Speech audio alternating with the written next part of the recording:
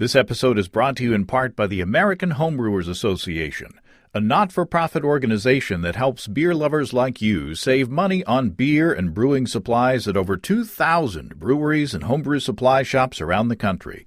Visit homebrewersassociation.org to learn more about their Member Deals program. homebrewersassociation.org.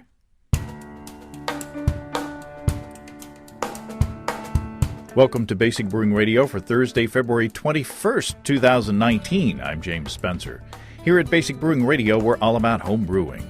This week, Alex Roberts joins me again to continue our experiments chilling with an immersion chiller. Will stirring the wort make chilling go faster? And how will reversing the flow of the chilling water through the immersion chiller affect the timing? Stay tuned. Go to basicbrewing.com. You can find archives of our audio and video shows, our DVDs, our brewer's logbooks, and other basic brewing gear, including our tie-dye silicone pint and our Basic Brewing rainbow shirt.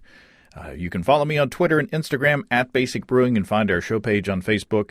We have a cool Basic Brewing app on iTunes and Amazon.com, and we're found all over the place where fine podcasts are served up.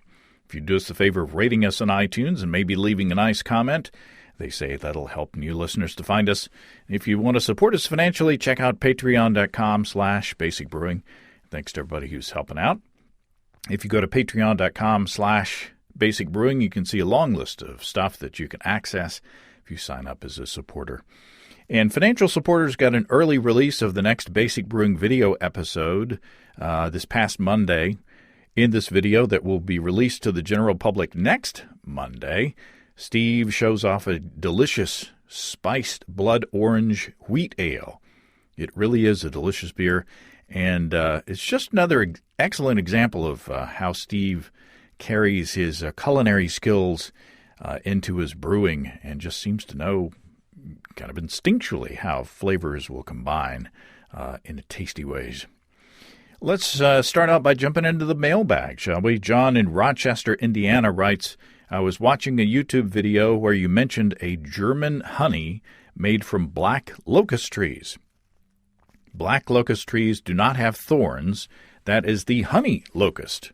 The black locust tree has more flowers than a honey locust.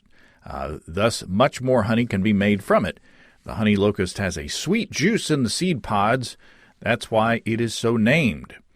Another way to tell the difference is that the honey locust seed pod is about 11 inches long, while the black locust seed pod is only about 4 inches long.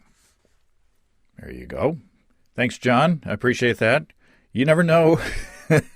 You never know what you'll learn, from input from listeners and viewers. Chris in Smyrna, Tennessee, hope I'm pronouncing that right, which is outside Nashville, Chris says, writes, last week while going through my kitchen island, where empty beer bottles go when they come out of the dishwasher and before they go into the garage, I found a Grolsch swing top bottle with no label, but it had beer in it. I wasn't sure what the beer was, so I threw it in the fridge. I poured the beer that night and took a sip, and it was phenomenal. It was the fruitcake barley wine that I had brewed in December 2013. Right after your show and the article on beerandwinejournal.com. Boy, was it that long ago? Chris says, at the time I brewed that beer, it was okay, but I wasn't totally blown away by it. Even several months later, it never fully carbonated, presumably because of the high alcohol level. As it turns out, all it needed was about 5 years in the kitchen island, kind of a castaway there, to become a great, fully carbonated, wonderful beer. I went hunting through the island to see if there were any more bottles squirreled away. None, unfortunately. The aging process did wonderful things for this beer, and it's amazing how as soon as I tasted it, I had a taste memory that took me back to when I made that beer, and I could put my finger right on it. Now, that's fun. Thanks, Chris. You hear me say a lot, don't give up on a beer too quickly. Sometimes a beer is just spoiled and nasty, but, time's not going to help that. But some beers, especially high alcohol beers, if you're kind of disappointed with them at first, let them sit around a little bit. Maybe they can mellow out and evolve into something that is delicious. I bottled a beer myself earlier this week that is tasty right away, and I'm hoping will also evolve into something that changes and gets even more interesting over time as well. I followed the suggestion from our friends and our sponsor, Imperial Organic Yeast. I brewed a golden ale with the current seasonal strain from Imperial, B53 Precious. They describe Precious as having a low phenolic profile along with clean, bright esters that make this a great strain for a hoppy Belgian-style ale. Now, my golden ale isn't very hoppy, but I really loved what Precious did with this beer. I tasted the hydrometer sample and I immediately just wanted more. It's got a very nice malt character, but there's a little bit of spice in the background that's delicious. So I bottled a 6-pack of that beer plain, and then I added Imperial's W15 Suburban Brett in the bottling bucket. And I'm hoping that the Brettanomyces will add a great level of funk and complexity over time. I can't wait to see how that changes. I love Imperial. My stir plate is dusty because, I just don't make starters anymore for standard gravity 5-gallon batches. And pro brewers planning brew schedules just got easier. Commercial orders of up to 20 liters of A38 juice, A07 flagship, and L13 global are guaranteed in stock and ready to ship in 24 hours, or shipping is free. Please note that Imperial will continue to ship Monday through Thursday. So, you already know Imperial provides professional and home brewers the highest sell counts in the industry with excellent customer service and top-notch customer support. Now, Imperial is helping the pros be a little bit more nimble on scheduling brews. So, B53 Precious is available through the end of February, so get thee to your homebrew supply store. And commercial brewers, head over to imperialyeast.com to find out more about quick order fulfillment of juice, flagship, and global. imperialyeast.com. I said I pitched the Brett into the bottling bucket, and that's the first time I've done something like that. I am nervous about the Brett eating some of the leftover sugars in the beer and over-carbonating the bottles, so I did some research online. I went to Mike Tonsmeyer's Mad Fermentationist blog, and I read a post that he wrote from a few years ago. And in that post, Mike talked about experimenting with different strains of Brett at bottling, and he didn't change the way he primed the beers, and he didn't have any bottle bombs. So Casey at Imperial also said that I'd probably be okay, if the beer had reached terminal gravity and I used sturdy bottles. Well, I only had standard bottles, so just to be safe, I backed off on the amount of priming sugar that I normally use by a third. Sort of a wild guess there. I'm not sure why. I just thought maybe, if I think I use usually around 3/4 of a cup of dextrose, and I used half a cup. So I'm going to be checking the bottles frequently to make sure that they're not getting too carbonated. So wish me luck there. I figure I can always dose a little more priming sugar using those little bitty, priming sugar tablets into the bottles directly if they're not carbonated enough over time. So I'd rather not be cleaning up broken glass and spilled beer. We're having some wacky weather around here in northwest Arkansas. It's chilly, and then it's warm, and then it's chilly, and then it's wet and warm, and then dry, and so it's kind of crazy. But I am planning a brew day this week to brew a nice Centennial IPA. So fingers crossed on that one. And I'm going to brew that beer on my electric system, my electric brew-in-a-bag system from our friends and sponsors, Desiree and Dave from High Gravity in Tulsa. When Susan and I were over there not too long ago, I asked Desiree what she wanted me to talk about on their behalf here on the show. And she said, talk about our Build Your Own Beer page on highdgravitybrew.com. And as I've said before, in a past life, Desiree and Dave were in IT, and you can sure tell it by how cool highdgravitybrew.com is. So if you go to the Build Your Own Beer section on highdgravitybrew.com, you can start by picking all grain or extract, and say if you choose all grain, then you go to a long page with pretty much a whole homebrew store's worth of ingredients all in one place. Base grains, crystal malts, specialty malts, hops, spices, adjuncts, fruit purees, yeast. The page just goes on and on and on because High Gravity has a wide variety of all of this stuff. But the great thing is that while you're scrolling up and down all these tasty options, your running total stays at the bottom of the browser window and updates as you click on the stuff and add the quantities and all that. So that's really nifty. You can keep track of how much you're racking up there. And you can even name your beer at the bottom of the page. So not only is High Gravity innovative and in designing electric brewing systems, they also make your online ingredient shopping cool too. So electric brewing takes the pain out of propane, and HighGravityBrew.com makes shopping for ingredients for your next batch more fun. Check out all the Warthog controllers and systems and play around with the Build Your Own Beer page. It's time to take a break from that spreadsheet or PowerPoint presentation anyway, right? Check it all out at HighGravityBrew.com and use the code EBC75BB to save $75 off your electric brewing gear purchase. It's at HighGravityBrew.com.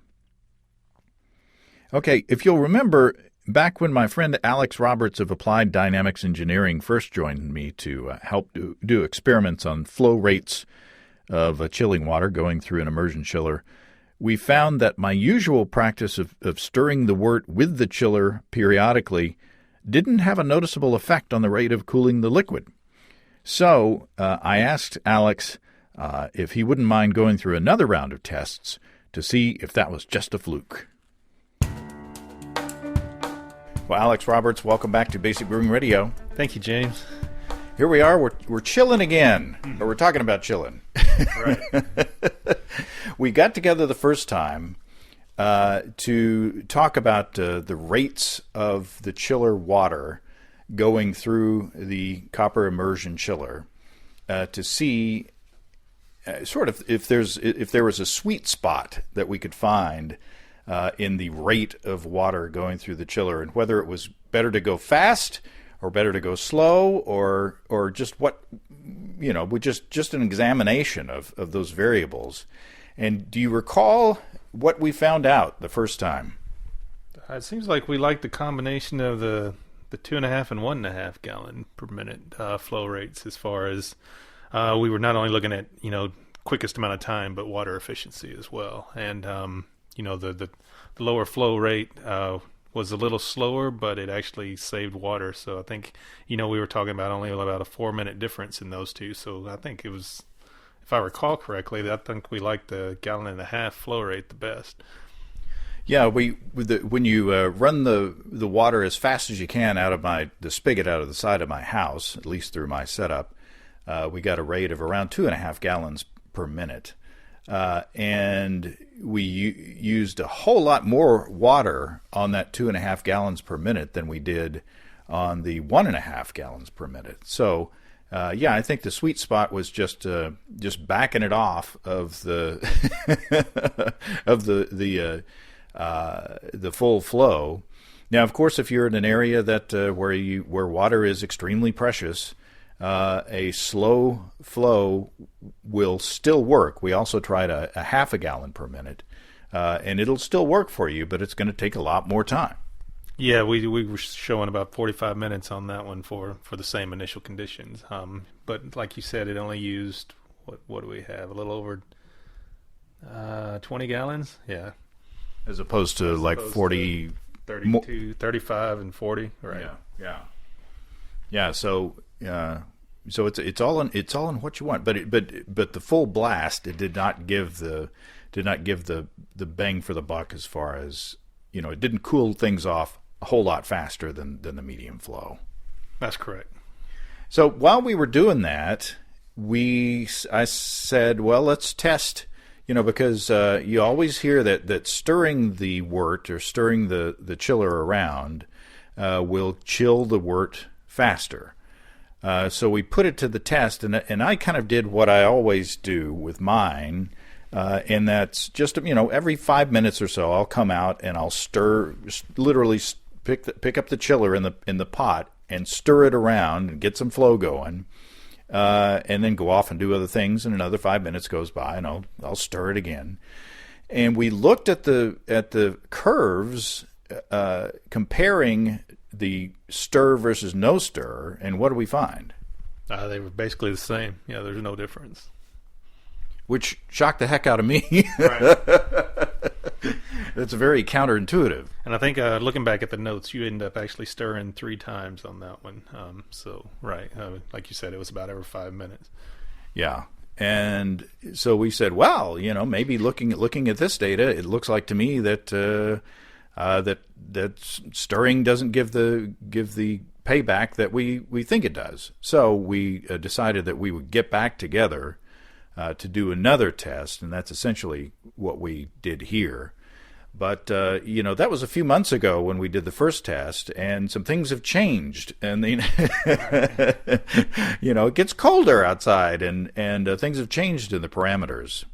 Right, yeah. Even though our air temperature wasn't, super cold on the days we did it, we found out that your water temperature had dropped quite a bit. The second day we were at 47 degrees of tap water temperature versus 75 the first day. So, we're looking at almost a 30-degree temperature difference, even though the air temperature was 15 degrees or so cooler. Yeah, so quite a bit cooler. So I decided this time that instead of the 5 gallons of water, which we were using the first time to chill, because our goal was to go from, in the first test, to go from 200 degrees Fahrenheit down to 80 degrees Fahrenheit. And when your chiller water is like 75 degrees Fahrenheit, that last part of the curve gets pretty shallow as you're approaching the equalization of those two temperatures.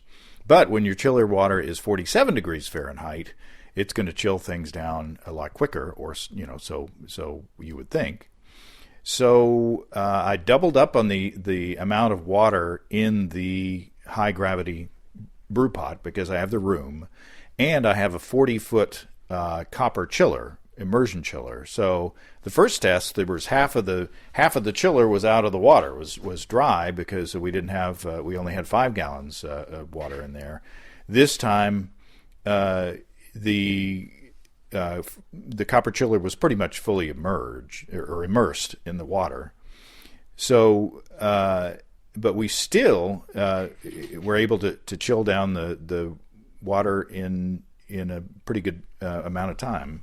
So we tested the flow of the water through the chiller, and we found pretty much at the same rate as the full-on rate from the first time, right?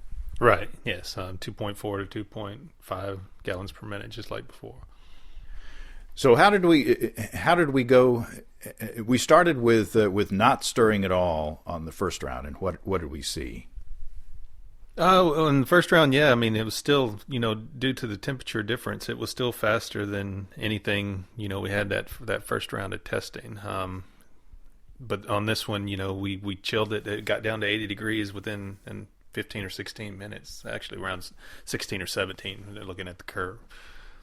Which on the first round, it took on the full blast, it was about like 24 minutes or something like that to get all the way down. Right. And so yeah, even with the higher volume of water that we were cooling, it still cooled faster due to the colder temperature of the water in the chiller. And the depth of the water, it introduced another variable that we hadn't really encountered on the first time. Right. Yeah. I mean, it showed a fairly large temperature difference between the temperature probe that was coming off of your heating element to the temperature at the top of the water, and where my thermocouple was inserted pretty much halfway in the water depth, and so we noticed basically a 45-degree temperature difference between the bottom of the water and the top of the water. So the temperature probe on the high gravity system, the one that's built in, is just above the boil coil, and just below where the colander inset. I call it a colander. The inset of the system. It's just below that, so it's pretty low. And then yours was a probe that we suspended in the middle of the water, in the middle of the pseudo wort. And then we were taking temperature readings on the top with a handheld digital thermometer. So that was kind of a challenge because we were looking at, stopping at 80 degrees again. But when there's a difference of 45 degrees or whatever between the bottom and the top of the water, how do you figure out when to stop? So it was a little bit of a challenge. Right. Mm-hmm. And so I think what we did also is we actually stirred at 80 just to see what happened when you would recirculate that water, that cool water on the bottom. So we did, once we hit 80 degrees, you did give it a stir. Yeah, 80 degrees on your probe, right? Right. Yeah. So and then what did we see once we did that stir? That was a drastic drop. As you circulated the cool water that was sitting on the bottom, we dropped down to 65 or 66 degrees rather quickly. Which tells you something right there. Right. So we on the second round, or the stirred portion, we decided to stir the entire length of the chilling cycle and stop at I believe it was 66 degrees, right? Or that was the target. Yeah, because we wanted to match what the ending temperature was of the non-stirred, except for the end batch. And so, what did we see that time? We should also note that in this case we didn't really want to kind of upset the suspended thermocouple, so we weren't stirring the same manner as we did the first test. We weren't just stirring by moving the chiller around. You actually had a paddle in there, and we're stirring the water that way. So it was a bit more of an aggressive stir than I think our first round of experiments as well. That's right. I had a little plastic mash paddle, and then I actually stirred the water by going kind of around the copper chiller, just stirring in that space between the copper chiller and the side of the kettle, and then I don't know how it was a pretty brisk and constant flow rate in a circle. We didn't really figure out a way to measure that. It was just me manually stirring the wort the water the entire time, so I don't know. I would say it took the wort or the water just a couple of seconds per rotation, something like that. It was pretty quick and kind of tiring if you're not used to doing that. So but you got your 10,000 steps that day. No, that's right. My my Fitbit did buzz on my wrist, and it was like, "Hey, 10,000 steps." But I did do some walking before then, so it wasn't a whole 10,000 steps. So what kind of a difference did the stirring make? It was a dramatic difference. On the last one we talked about, the slope of the curves being indicative of basically how many gallons you're cooling per minute kind of thing. And so what we saw on this one is not only was it steeper slope, but it never flattened out as much as the other one. So it stayed a steeper slope, and it finished much quicker. We looked at 12 minutes versus almost 18, so a 33% reduction in the time it took to chill it just by stirring it. Yeah. Now I guess we could say that it was what was the outside temperature on the patio that day? It was 60 degrees. Okay, so it wasn't super cold outside, but the ambient temperature was a little cooler than it was the first day that we did this testing with the first round with the rates being different. So it appears in this test that stirring the wort does make a dramatic difference in the cooling. Cooling of the wort. It really reduces the time. So why did we see the results that we saw? What are some of the factors that we can look at in that first test? Why didn't we see a dramatic difference in the first test? I just don't think we were stirring aggressively enough. I don't think by just moving the coils around you were moving enough water to circulate the cool water that was sitting on the bottom up top and let it let it cool that way. Yeah, I was physically just moving the chiller around, and also it was half of the volume.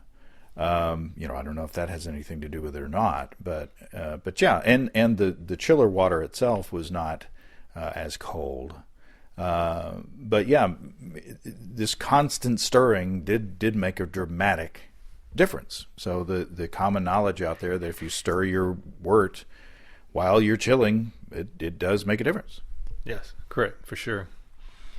Now, it doesn't stop there, because the way my chiller is configured, the copper coil is made in such a way that the input water comes in, goes straight to the bottom of the coil, and then starts from the bottom up. And so the coldest water starts at the bottom of that coil, and then it warms up as it comes up, as it takes the heat out of the water or the wort, and then so at the top of that coil, the chilling water is not as cold. So we could actually see the effect of that in our temperature probes. Right. Yeah, that was one of the things, like we mentioned earlier, a reason for the large difference between the bottom and the top. The fact of the physics fact that the cold water will be denser and naturally fall to the bottom. So you had a theory. You wanted to reverse the flow, or as they say in Doctor Who world, reverse the polarity. So what was your thesis on reversing the flow? What did you think would happen if we switched the flow around and made it enter into from the top and go to the bottom and then out? The theory was possibly that would act as a sort of light stir of the water itself. As you cool the top water and let the more dense cool water float to the bottom or sink to the bottom, then the hot water's rising and it would be constantly somewhat recirculating itself. So basically acting like a stir without you actually stirring it. And so I found some fittings and some tubing in my stuff, my brewing stuff. If you brew for more than 20 years, you got a bunch of parts. So I found the connectors to reverse the flow, and so that the flow of the water would go in through the top and then flow to the bottom and then come out. And so what differences did we see when we actually reduced the flow? And first of all, we pretty much kept the flow rate the same in all three of these tests, right?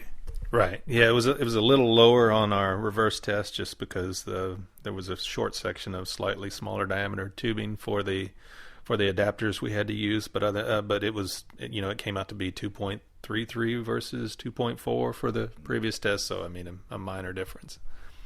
And then what did we see in the performance or in the measuring of the temperatures in those three strata, the bottom, the middle, and the top? On that one, they were a little bit closer together. The first time we were looking at about a 45-degree temperature difference, and this time we were looking at 25 or so degrees. So still the bottom was cooler? Yes.